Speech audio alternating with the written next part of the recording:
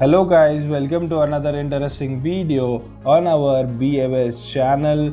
So in this today's video we are going to learn about milestone collector and its related aspects. We have already created a series on statistics collector and the videos are already available on our YouTube channel and our website bfschannel.com.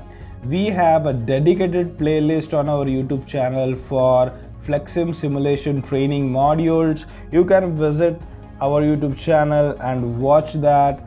We also have started a new series on industrial engineering, and in that series we have already uploaded 3 videos and those videos are already available on our YouTube channel.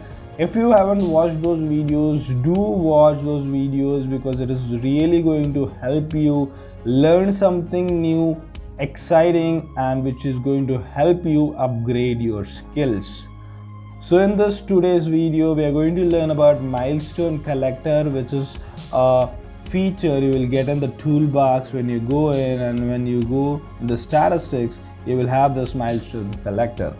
The statistics collector, if you could recall the videos which we have created, in that we saw what a statistics collector. So the statistics collector is nothing but a table being generated based on the events triggered and the values being pushed.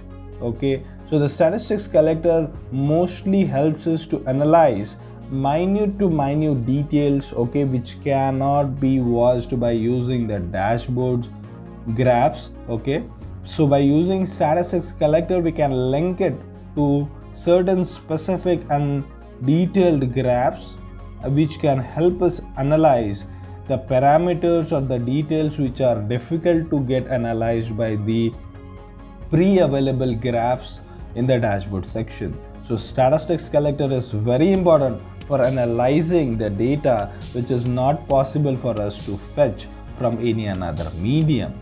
So what is milestone collector now? If you look at this, it is also a part of statistics, and in statistics after it collector, it is milestone collector. So the milestone collector is basically a same such as statistics collector, but the data which has been fetched out from the milestone collector is different. Okay, so the milestone collector will give you the data like this. So what does this data is? It is going to give you the timing. It is going to give you a tracked timing.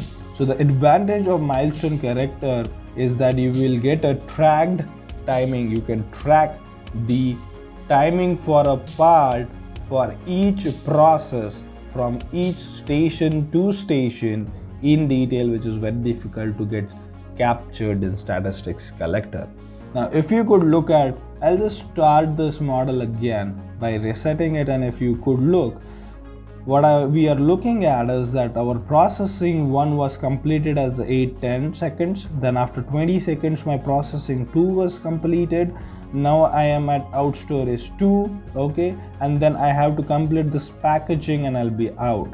Now the column 1 is going to give me what type of part was it part type 1, was it part type 2. So this is what also details I'm going to get. So just look at how the timing prints you're going to get. It's very important to analyze that my parts are still not out, okay, from the out storage to in storage. Basically it has entered at 20, but it has not been out and not been went for packaging.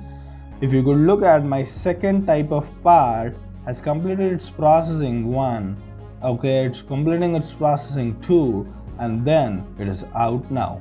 Okay, see, it has been out from the package. Now again, it is depending on the event you're going to see. This packaging, you can trigger it on entry, you can trigger it on exit. So depending on what time you want to fetch in, you can put in there. So if you could look at what we saw here was our first 2 parts of part type 1 were combined with part type 2 and left our packaging at 120. Okay, so if you just look at it, is giving you a detailed time details for the part which was moved from station to station. So this, by using the statistics, you can analyze your time details based on time from every station to station, every entity to entity. So this is the advantage of milestone collector.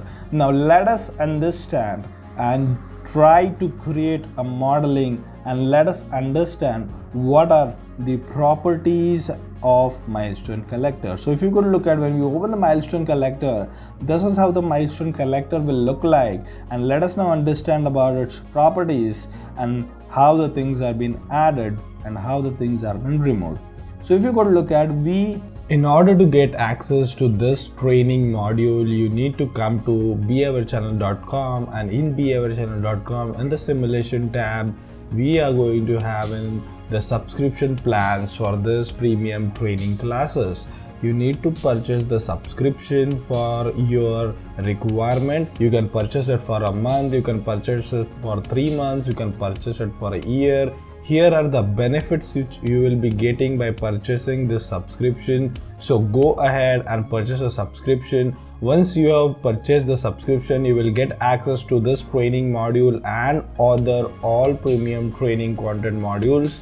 Once you have subscribed to the model, you will get the access to the training class page, and once you get the access to the training class, you will be able to get access to the training modules, you will be get access to featured program, you will be getting access to the assessments, 3ds model downloads, and lot many more. So do not forget to purchase a subscription at our simulation tab in behaviorchannel.com.